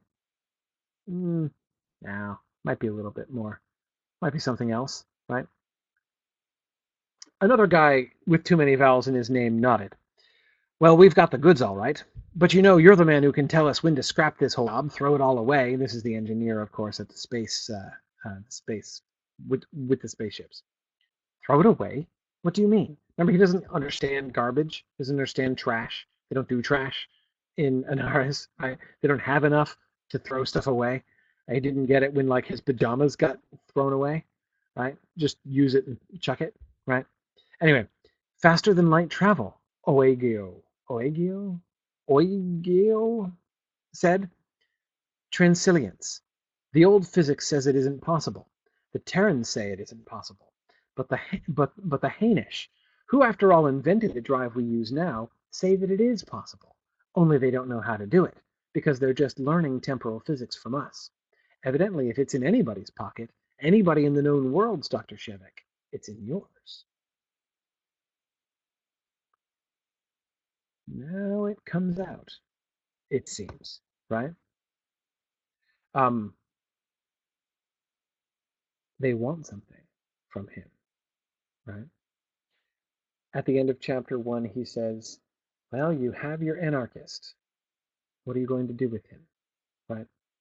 Um, and of course, the more we learn through chapter 2, of course, about the Pravic language, we know that in saying that, that sentence that he said was obviously idiotic, right?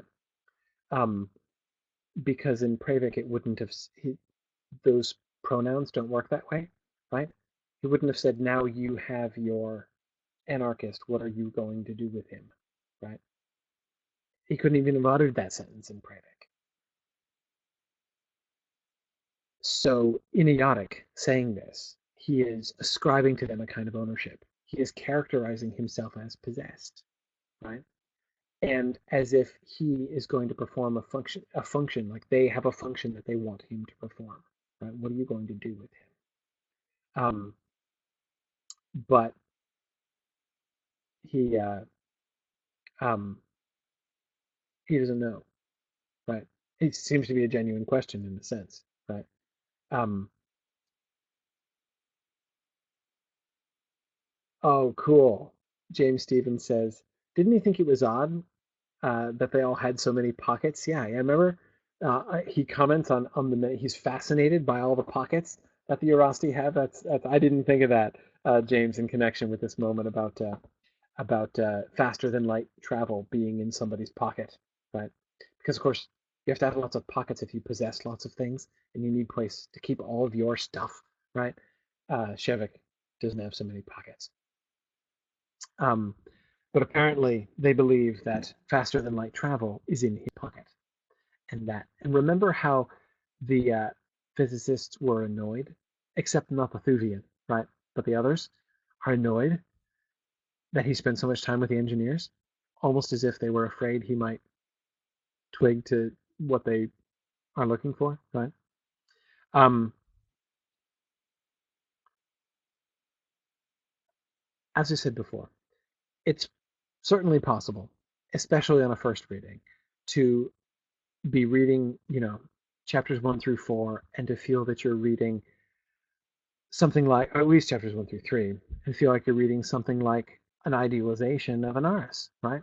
Anarres is the utopia, Urus is a dystopia, um, and that's the whole thing again, right? Like in the cover of my book, which I like, right? We've got arid, barren world and rich, fertile world, right? And yet we have the ironic, with like the barren, nasty one is the utopia, and the lush, fertile one is the dystopia, right? It's uh, it's all good, right? It's all cool. Um, that seems to work, but I don't think that's the case. At least I think it's a good deal more complex with that, right? Especially the way that reading seems even more compelling when we could, I mean, the parallels between Urus and us, right? Urus looks a lot like Earth, right? And their culture is a lot like our culture, or a slight exaggeration of our culture. And and so therefore so many of the criticisms of Urus, so many of the dystopian elements of Urus seem like such a transparent indictment, right, of modern American culture, that it's again, makes it even more tempting to be like, and there's Anarres, right? The ideal alternative. And again, this is what can lead you to say, like, okay, so this book is so all right. I get it, Le Guin, right? We're pro communism, right? Communism good, capitalism bad. I totally understand people who have that reaction to the book, but I don't think that's the situation. I think it's a lot more complex than that. And one of the places where we most obviously see the that complexity is in the problems that we see in Anarres, and those start coming in really strongly in chapter 4.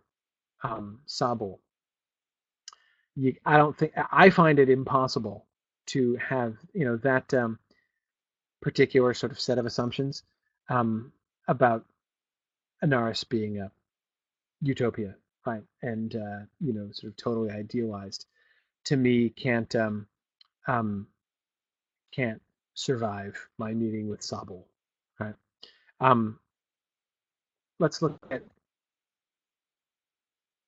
Okay, well, actually, before we do that, I was going to say let's look at Shevik's meeting with Sabul. Before that, remember this exchange that he has with the other physicists, the Urasti physicists.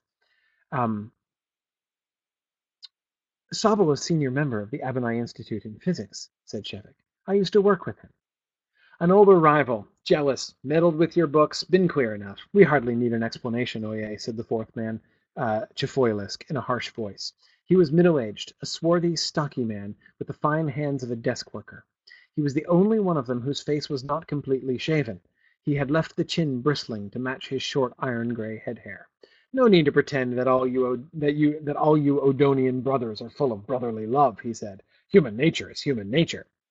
Shevik's lack of response was saved from seeming significant by a volley of sneezes. Okay, so what just happened here? Chifoilisk is reading between the lines, right? Oh yeah, no, we parsed the relationship between you and Sabul from the beginning, right? He's a jealous older rival. He's been meddling with your books. Yeah. Don't worry, but we don't even need don't even ask him to explain about Sabul. Oh yeah, we don't even need that, right? We totally get it. Now, when I first read this, two things led me to interpret this situation in a particular way, right? One is the fact that they not in that way. Let me just not be coy about that. I thought they were obviously wrong, right? Because that seemed naturally like this is just like all those other assumptions that they're making, right? The all of the things that they get wrong about Interesti society because they just can't imagine it, right? Um, this seemed to be another one, right? So look at them. Here they are assuming this thing about his relationship with his colleague because they just can't understand probably how colleague relationships work in an Interesti setting. And that last sentence seemed to justify that. Shevik's lack of response was saved from seeming significant, which I 100% read as he's offended, right? He's offended by this, but it would have been awkward to come in and be like, dude, you're wrong, right? But fortunately, that awkward moment is eased over by his sneezes, right? So the subject just gets dropped. But after I read chapter 4 and then come back and read this chapter again, all of a sudden, what is the significance in his lack of response, right? Maybe his lack of response doesn't have the uh, significance that I assumed that it had at first.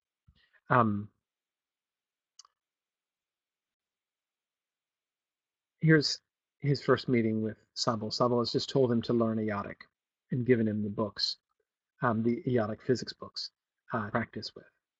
Shevik turned to go. Sabul raised his growl. Keep those books with you. They're not for general consumption. The young man paused, turned back, and said after a moment in his calm, rather diffident voice, I don't understand. Don't let anybody else read them. Shevik made no response. Sabul got up again and came close to him. Listen, you're now a member of the Central Institute of Sciences, a physics syndic, working with me, Sabul. You follow that? Privilege is responsibility, correct? I'm to acquire knowledge which I'm not to share, Shevik said after a brief pause, stating the sentence as if it were a proposition in logic.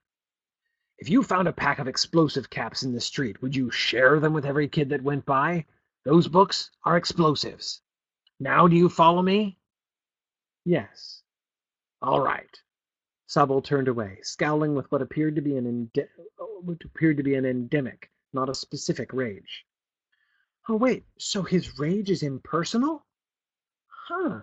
Fascinating. Shevik left, carrying the dynamite carefully, with revulsion and devouring curiosity. I wonder what's in Sabel's cage. Is it a woman? Probably not a woman, right? It's not his issue. He's not like the sexy tables, right? But he's got something in a cage, it would seem, doesn't he? Anyway. Uh, Nancy says, someone ought to make a list of all the times in this book Shevik says, I don't understand. It seems to happen at significant moments. That's great. That's great. Yeah, yeah. Um, okay. What just happened here? What just happened here? Shevik is shocked, right? You know, I'm to acquire knowledge which I am not to share, right? He's trying to parse it. I can't follow that idea, right? Um, he doesn't understand when Sabel says they're not for general consumption. That is a counter-cultural idea, right? You share everything. If you don't, then you're possessing things. Nobody possesses anything. Right? There's no such thing as private property. You don't own anything. If you own something, then you yourself are possessed, as we've already seen, right? So this is a strange idea. Now, but wait. Um,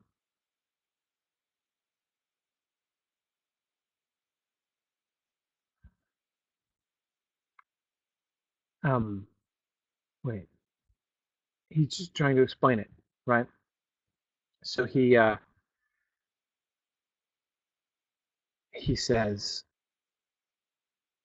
you're now a member of the Central Institute of Sciences, a physics syndic working with me, Samuel. You follow that? Privilege is responsibility, correct? Okay, so here's my question. Do you follow that? Let me ask that question in a different way. Did Sabu just make it better or worse with that explanation? I'm going with worse, right?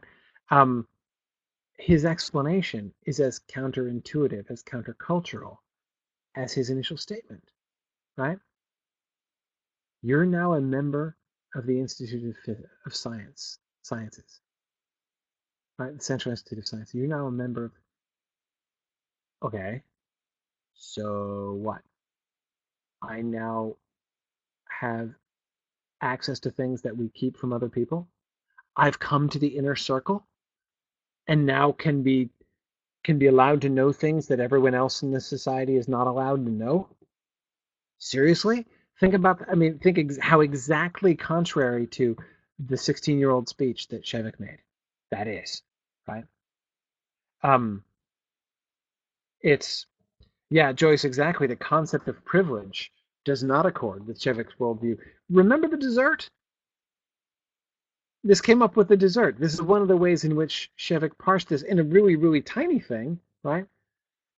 As a sort of little piece of synecdoche for the bigger issue, right? Remember his problem with dessert? He loves dessert. Why did he stop eating dessert? Remember why he stopped eating dessert there at the Institute? Whenever he went to meal, there was always dessert, some left over. He'd have two because he loves dessert and it's awesome, right? Yeah, Nancy, James, Kristen, because not everybody could have it, right? Everybody doesn't get it. Good, Nancy. He felt he was getting something special due to his status, right? Most places he'd lived and worked, they didn't have dessert every night, right? There's of course local variations and everything, but most of the places he'd lived didn't have the stuff to make dessert out of. It just didn't. They didn't have it. But we might think, hang on a second, that's totally natural, right? Some places are going to have more, some places are going to have less. No, not with the PDC, right? The whole point of the PDC is that they're distributing everything equally. The whole point of having this central group is that the only thing that's supposed to be centralized in their whole society is the distribution, right? Monitoring production and distributing everything so that everybody gets the same, so that there is no privilege. I mean, otherwise, like the people who lived on rich, fertile land would have much, and the people who live out in the desert would have nothing, right? And they all die of starvation. So since the society as a whole relies upon this community spirit, right, about equal sharing among everybody, you've got the central distributors, right, who distribute everything unequally, apparently. This is like the expose of dessert, right? The fact that people at the Central Institute of Sciences get dessert every day when nobody else doesn't sit with his moral digestion, right? Um, and now Sabo is suggesting this in an even bigger way, in an even broader way, right? Um, Now, so that's the shocker. What? Look at his second explanation. So his first attempt to explain would seem to make it entirely worse, right? You belong to the Institute now, so you can have access to this, but other people can't. Doesn't help. Okay, well, what about his explosives metaphor? If you found a pack of explosive caps in the street, would you share them with every kid who went by? Those books are explosives. Okay, does that make it better? Or does that make it worse? Notice what he's suggesting. What is Sabo hiding behind here, right? Community spirit, right? It's what's best for everybody. Totally. Totally what's best for everybody. It's all good, right? You're serving the community by holding this stuff back, right? Doesn't matter which side of the door you're on when the door is locked, though, as we've already learned. Um,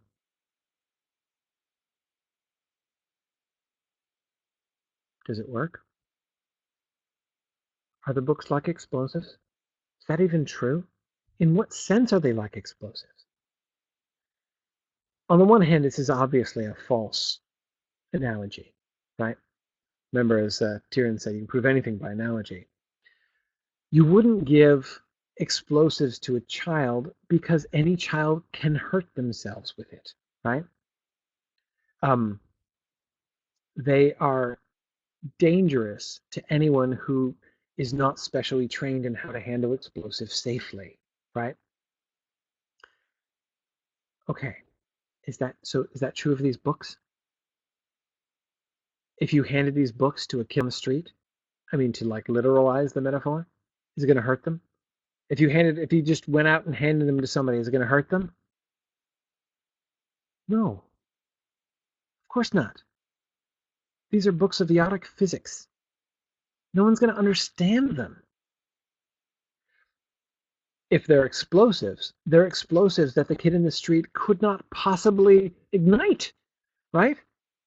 This book is going to be entirely inscrutable to other people. So it's not like an explosive in the sense that it's your responsibility to protect other people from this, right? Um,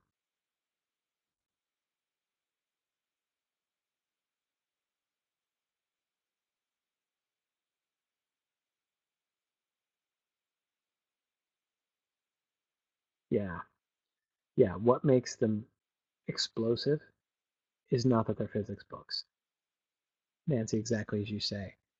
It's that they're idiotic. It's idiotic books. Nancy argues that it's not the physics books that are the dynamite. It's the idiotic grammar book that's dynamite. Um, just as the child would hurt himself and others possibly with the dynamite if he found them in the street, so the average Anarres citizen. And notice how odd that phrase is. Average Anarres citizen. Aren't we all equal in Anarres, right? Um, if they got an idiotic grammar book and learned idiotic, bats. They could harm themselves and others unintentionally because they don't have the training to know how to handle it. In other words, holy crap, Tyrion was right, right? Tyrion was right. There is, Sabo is saying, there is a conspiracy to keep knowledge of Urus, information about Urus. We don't want anyone to know Eotic, right? It's Anarres policy not to let anyone learn Eotic, not just anybody, right? There's something transgressive that Sabo is doing, right? And is kind of bringing Shevik into here, right? Because you're not supposed to be communicating with Urus. It's bad for you to know their language. And that's really unsettling, right? Certainly would have been incredibly unsettling to the 16-year-old Shevik. Okay, let's. I like the timer. It makes it easier. Sometimes, uh, in the old days, I'd come to. I mean, I have a clock. I mean, just on my computer screen, I have a clock at the top. But I'd be like, wait a second, didn't I start class late today? How late did I start class today? That's always the question I have to myself. Um, but uh, but of course now with the timer, I say, no, this is actually how long we've been having class. It's kind of handy. Um, I have a couple more slides, but no, no, no, no, we don't cut off at 2 hours, Neil. But it's when I should stop because I don't want to keep you guys up until. Well, again, Gnome's over there like, hey, the sun's up now, right? Um, but um, but I try not to. I try not to keep past 2 hours because that's just it's irresponsible.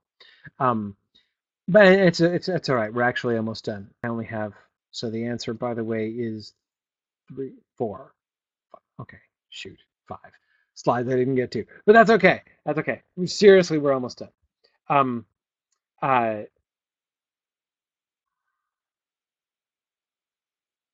yeah, yeah, we're good.